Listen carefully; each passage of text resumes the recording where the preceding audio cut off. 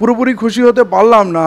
নাম যেটা দেয়া হলো ইন্ডিয়া, কিন্তু পুরো ইন্ডিয়াকে এক জায়গায় করার সদিচ্ছা দেখলাম না। আসাদুদ্দিন ওয়াইসির দল এআইএমআইএম, তার দুটো এমপি আছে, তারা ডাক পেল না, তারা নিশ্চয়ই বিজেপির বন্ধু নয়। এবং বদরুদ্দিন আজমল সাহেব, যার 3টে এমপি আছে, আসামে একসময় কংগ্রেসের সঙ্গে জোট করে সরকার লড়াই করেছে বিজেপির বিরুদ্ধে, কিন্তু আজকে বিজেপির বিরুদ্ধে যারা সব থেকে বেশি কট্টর বিরোধী এবং যারা মনে করে বিজেপিকে তার সব থেকে বড় শত্রু, সে মুসলিম জাতির কথা বলার একটাও মুখ নেই। এই মুহূর্তে আমরা পেয়েছি বহু চর্চিত নাম, ডিএনপির কর্ণধার, একজন রাজনীতিবিদ এবং দীর্ঘদিনের এই পশ্চিমবঙ্গের মানুষের জন্য যিনি লড়াই করে আসছেন বিভিন্ন ক্ষেত্রে দেখা যায়, ইমতিয়াজ আহমেদ মোল্লা। আমরা আজকে জানতে চাইবো ইমতিয়াজ আহমেদ মোল্লাকে, যে গতকাল আমরা যেটা দেখলাম কংগ্রেসের ডাকা জোট, সেই জোটে একসঙ্গে প্রায় 26টি রাজনৈতিক দল একসঙ্গে ছিলেন।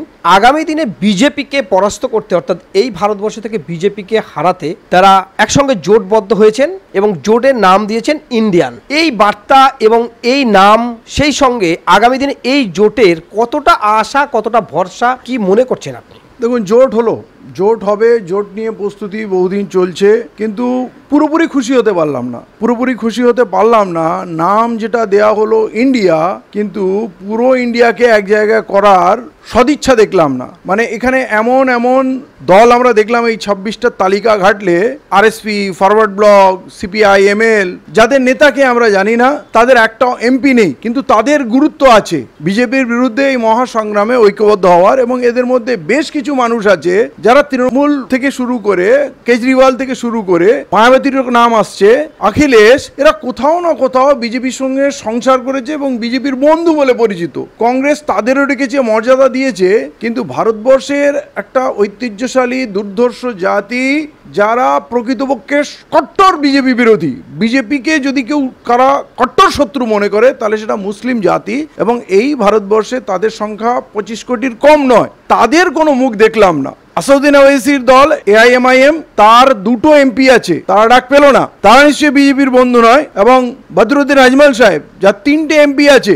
আসামে একসময় কংগ্রেসের সঙ্গে জোট করে সরকার লড়াই করেছে বিজেপির বিরুদ্ধে, কিন্তু আজকে বিজেপির বিরুদ্ধে যারা সব থেকে বেশি কট্টর বিরোধী এবং যারা মনে করে বিজেপিকে তার সব থেকে বড় শত্রু, সে মুসলিম জাতির কথা বলার একটাও মুখ নেই। রাহুল গান্ধী মানবতার কথা বলছেন, চাষির সঙ্গে, রাখালের সঙ্গে, মিস্ত্রির সঙ্গে, ট্রাক্টরে ঘুরে ঘুরছেন, সব কিছু করছেন, সব সুন্দর, কিন্তু যখন উত্তরাখণ্ড থেকে মুসলিমদের বিতাড়নের 1 মাসের সময় দেওয়া হলো, তখন কিন্তু রাহুল গান্ধী সেইটা কানে তোলেননি। যখন রাজস্থানে দুটি মুসলিম যুবককে আগুনে পুড়িয়ে গাড়ির মধ্যে বন্ধ করে মারা হলো, তখন কিন্তু সেই দিকে তিনি কথা বলেননি। ভয় কি? যদি হিন্দু ভোট নষ্ট হয়ে যায়। কাল যদি রাহুল গান্ধীকে রাম মন্দিরের উদ্ঘাটনে আমন্ত্রণ জানা হয়, রাহুল গান্ধী অবশ্যই উপস্থিত থাকবেন এবং তারা বলেছেন আমরা মন্দিরের পক্ষে। খুব ভালো কথা, আপনি হিন্দু, আপনি মন্দিরের পক্ষে থাকুন, কিন্তু বাবরি মসজিদের ধ্বংসস্তূপের উপরে সেইটা তৈরি করা হচ্ছে। তাহলে আমাদের বিপদে রাহুল গান্ধী যদি কথা বলতে না পারেন, তাহলে আমাদের যারা কথা বলবে এমন একটাও লোককে তো ওখানে দেখতে পাচ্ছি না। এটাই দুঃখের। আমরা আন্তরিকভাবে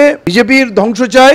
আপনি যে বলছেন যে আপনাদের কাউকে দেখতে পাচ্ছেন না, আমরা দেখলাম যে কাশ্মীর থেকে মেহবুবা মুফতি, ফারুক আব্দুল্লাহ এবং মুসলিম লীগের প্রতিনিধি, তারাও তো ছিল। দেখুন, ফারুক আব্দুল্লাহ, ন্যাশনাল কনফারেন্স এবং মেহবুবা মুফতির পিডিপি, এরা কাশ্মীরের মধ্যে সীমাবদ্ধ। এরা ভারত নিয়ে ভাবে না এবং এরা ভারতীয় যতটা বলতে চায় তার থেকে এরা নিজেদের কাশ্মীরি বেশি মনে করে। অতএব তারা পুরো ভারতবর্ষের বিষয় নিয়ে মাথা ঘামায় না। যখন দরকার হয় বিজেপির সঙ্গে সরকার করে নেয়, যখন দরকার হয় কংগ্রেসের সঙ্গে করে নেয়। ওরা ওদের মতলবে থাকে, ওরা পুরো ভারতের প্রতিনিধি নয়, ভারত নিয়ে চিন্তাও করে না। আর মুসলিম লীগ কেরালার একটা জেলা মাল্লাপুরাম, যেখানে 16টা এমএলএর সিট আছে, তারা মাল্লাপুরামের বাইরে কিছু ভাবে না।